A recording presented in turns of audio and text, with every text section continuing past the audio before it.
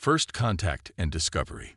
The year was 2175, and humanity had finally reached beyond the confines of their solar system. Mars colonies flourished with over 10 million inhabitants. The moons of Jupiter housed research stations and mining operations, and the rings of Saturn had become a tourist destination for the ultra-wealthy. Interstellar travel, while still in its infancy, had allowed humanity to place outposts on worlds orbiting nearby stars.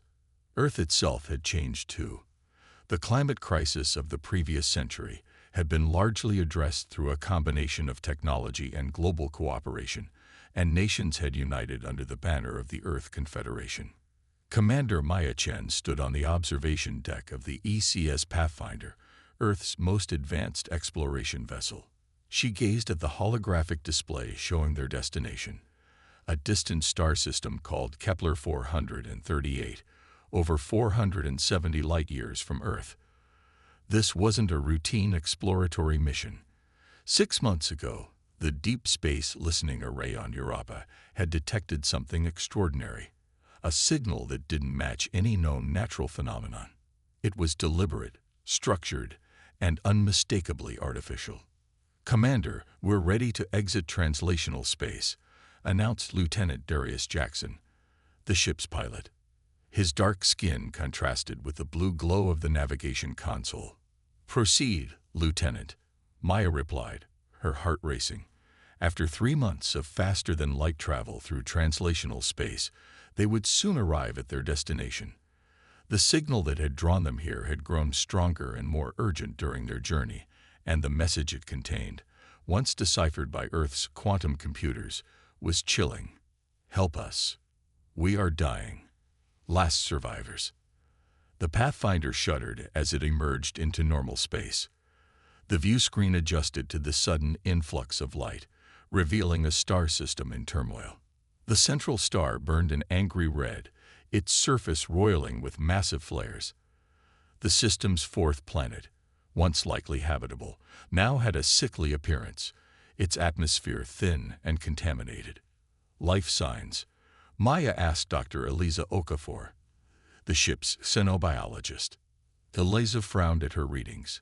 "Faint but present, concentrated in what appears to be a single location on the planet's northern hemisphere. The atmosphere is heavily irradiated. The star's increasing output has been stripping it away for centuries." "Any signs of technology?" This question came from Dr. Sanjay Mehta, the mission's astro-engineer. "Yes, but minimal power signatures. Nothing capable of interstellar travel." He looked up from his console. "Whatever civilization existed here, Commander, they're on their last legs." Maya took a deep breath. The moment of first contact with another intelligent species would define humanity's place in the galaxy. "Prepare the landing shuttle. Full radiation protocols. I want a small team. Myself, Dr. Okafor, Dr. Mehta, and Lieutenant Kozlov for security." 2 hours later, the shuttle broke through the thin clouds of the alien world. The surface was barren, the once fertile landscape reduced to dust and rock. Massive structures lay in ruins, evidence of a civilization that had once thrived. The shuttle's sensors guided them to the source of the signal, a massive dome partially embedded in the side of a mountain, one of the few structures still standing. "The air outside is toxic," Dr. Okafor reported. "Our suits should protect us, but we shouldn't stay longer than necessary." The team exited the shuttle, their boots crunching on the dusty surface. The gravity was slightly less than Earth's, giving them a lightness to their steps despite the heavy environmental suits they wore. They approached the dome, which loomed nearly 100 meters high. "Look," Sanjay pointed to what appeared to be an entrance. As they approached, the door slid open automatically. "They know we're here," Lieutenant Kozlov said, her hand instinctively moving toward her sidearm. "We came in peace," Maya reminded her. "Let's not give them reason to doubt that." The interior of the dome was dimly lit but breathable. As they removed their helmets, they found themselves in a vast chamber filled with technology unlike anything they had seen before. The walls were lined with crystalline structures that pulsed with faint light. At the center stood what appeared to be some kind of stasis chambers, dozens of them arranged in concentric circles. "Life signs are coming from these pods," Eliza said, approaching the nearest one. Inside, suspended in a clear fluid, was a being unlike anything humans had encountered before. It was roughly humanoid but taller and more slender, with iridescent skin that shifted colors like an abalone shell. Its eyes were closed, and a web of delicate tubes connected its body to the chamber systems. "Are they sleeping?" Maya asked. "Not exactly," came a voice from behind them. The team spun around to see one of the aliens standing at the entrance to an adjoining chamber. It moved with an ethereal grace despite its apparent weakness, its limbs too thin, its breathing labored. "You understand our language?" Maya asked, stunned. "We have been monitoring your transmissions for decades," the alien replied. Its voice had an echo-like quality, as though multiple voices were speaking at once. "I am Zeren, last conscious guardian of the Luminary people." Zeren explained their tragic history. The Luminary had been a peaceful, technologically advanced civilization that had thrived on this world for thousands of years. They had mastered interplanetary travel but never developed faster-than-light technology. When their scientists discovered that their star was becoming unstable, they had centuries to prepare, but not the means to leave their system. "We built these preservation chambers to save as many of our people as possible," Zoran said, gesturing to the stasis pods. 5,000 of our kind remain in suspended animation. The rest, billions, perished as our world died around us. "Why not build generation ships?" Sanjay asked. "Even at sublight speeds, you could have reached nearby systems." "We tried," Zoran replied, the colors of its skin darkening with what seemed like sorrow. "Our vessels were destroyed by radiation from our star's increased activity. We had no choice but to stay and hope that someone would hear our call." "How long have you been waiting?" Maya asked softly. "I have been awake for over 300 years, maintaining the signal and the stasis systems. I am the last of the conscious luminary. The others cannot be awakened until they reach a habitable world. Our power reserves are failing. In less than 1 Earth year, the systems will shut down, and my people will be lost forever." The implications were clear. The luminary couldn't save themselves. Their fate now rested in humanity's hands. "Commander," Eliza whispered, "we can't transport 5,000 aliens back to Earth." "No," Maya agreed, "but we might not have to." She turned to Zoran. "The Pathfinder doesn't have room for all your people, but we can take you and a few others back with us. Meanwhile, we can send your coordinates to Earth. We have colony ships, massive vessels designed to transport thousands of people and establish new settlements. If we can convince our government, we could send one here. Would your people do this for strangers?" Zoran asked, its large eyes studying Maya intently. Maya thought about humanity's long history, filled with both terrible cruelty and extraordinary compassion.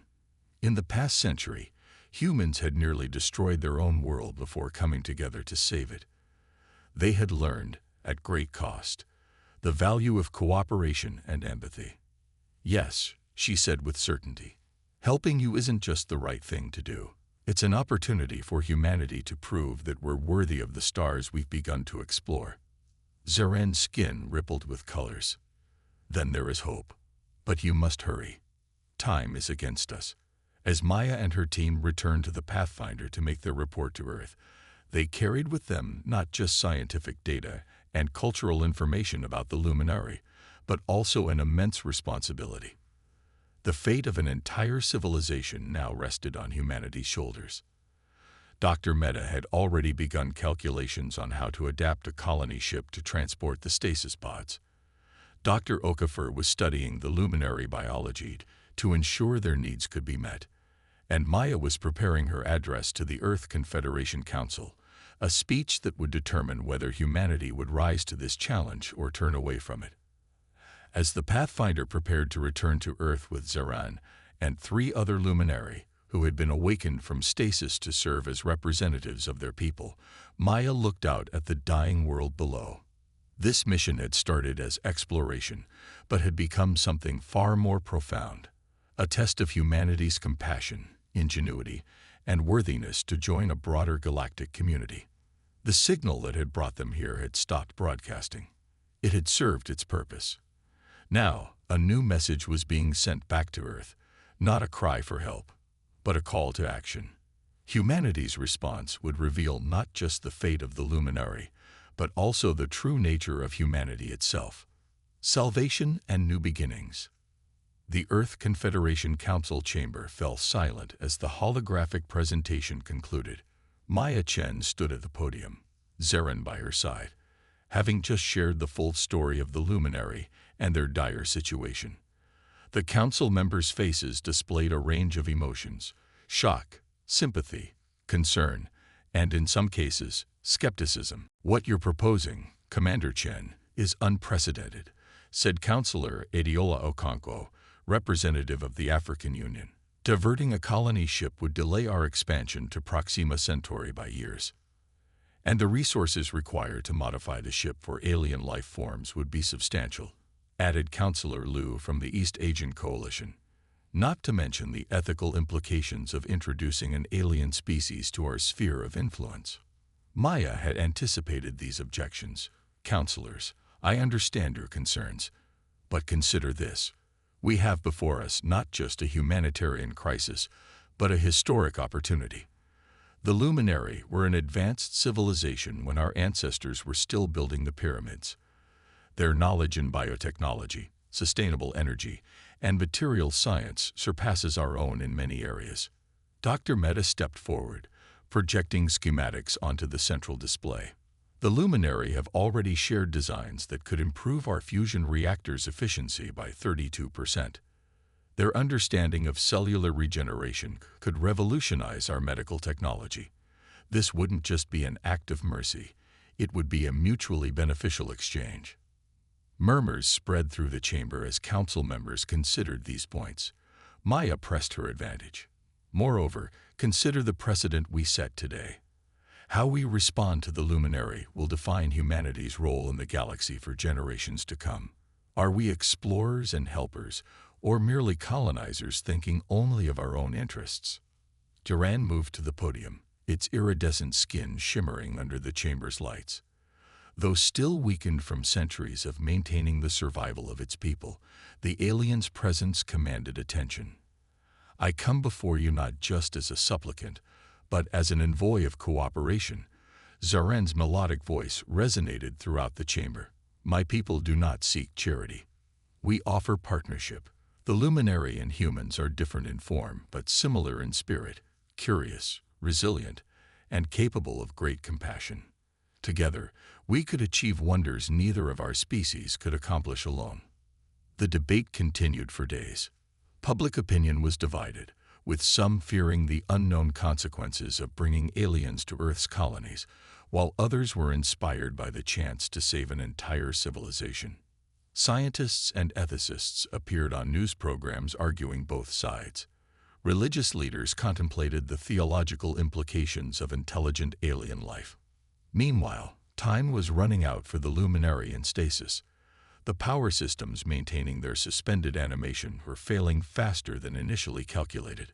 3 weeks after Maya's presentation, the Council reached its decision. Operation Lighthouse would proceed. The colony ship Horizon, nearly complete in Earth orbit, would be modified to accommodate the luminary stasis pods. Its destination would be changed from Proxima Centauri to Kepler 438. A mixed crew of humans and the awakened luminary would undertake the mission. The next 6 months were a flurry of activity. Engineers worked around the clock to modify the Horizon systems according to luminary specifications. Biologists and medical teams developed protocols to ensure the aliens could survive the journey and thrive at their new destination. Diplomatic teams drafted agreements between the two species, establishing the framework for a shared colony. Not everything went smoothly. A sabotage attempt by an extremist group calling themselves Earth First nearly destroyed one of the Horizon's propulsion modules. Cultural misunderstandings between humans and the awakened luminary led to tensions among the crew preparing for the mission. and the technical challenges of adapting human technology to support alien biology proved more difficult than anticipated. Dr. Eliza Okafor found herself working 18-hour days in the xenobiology lab. One night, as she struggled with a particularly complex problem involving the luminary immune system, she found Zoran watching her from the doorway.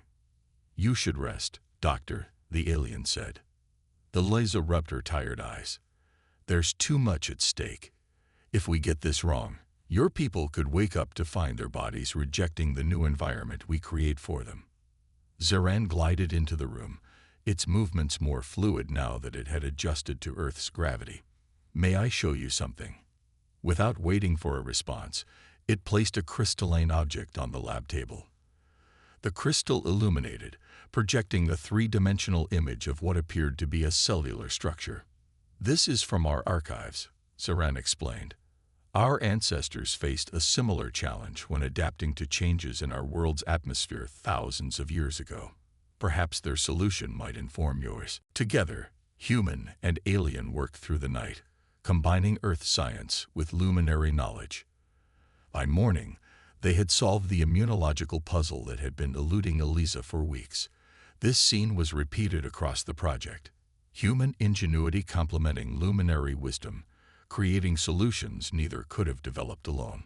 7 months after the Council's decision, the Horizon was ready. The massive vessel, nearly 2 kilometers long, had been transformed into a true ark, designed to carry the last 5,000 luminary to a new home. Advanced terraforming equipment would help make Kepler 624 a promising exoplanet in the habitable zone of a stable star, suitable for both species. The day of departure arrived. Maya Chen, now promoted to Admiral and Commander of the joint mission, stood on the bridge of the Horizon. Beside her were both human officers and luminary advisors, including Zoran, who had become not just an ally, but a friend. "All systems are green," reported Lieutenant Commander Jackson, now her first officer. "Stasis pods secure and stable. Terraforming equipment checked and double-checked. We're ready when you are, Admiral." Maya took a deep breath. "Signal Earth control. Horizon is departing on schedule." The massive engines engaged, and the great ship began its journey. It would take 9 months to retrieve the luminary in stasis and another 3 years to reach their new home, even with the advanced drive systems. But compared to the centuries the luminary had waited, this was but a moment. As Earth grew smaller on the view screen, Maya turned to Zoran. "Are you afraid? We're taking your people to a world none of us has ever seen." The alien skin rippled with colors that Maya had learned to interpret as thoughtful contemplation. "I have known only fear and duty for 300 years, Admiral. Today, I feel something else. Hope. Your people could have ignored our call. You could have studied us as curiosities and left us to die. Instead, you chose to help at great cost to yourselves." "It's what we should do for any sentient beings," Maya replied. "Perhaps," Zoran said, "but intention matters as much as action. You humans are remarkable, capable of terrible destruction, but also extraordinary kindness. In all our studies of the cosmos, the luminary never found another species with such capacity for both. It makes you unpredictable, but also invaluable allies."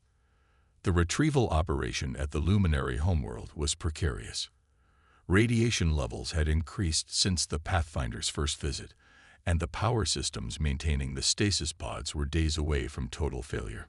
Teams of human and luminary engineers worked tirelessly to safely transfer the pods to the Horizon, racing against time as the dying star spat out increasingly violent flares. As the last pod was secured aboard the Horizon, a massive solar eruption forced an emergency departure.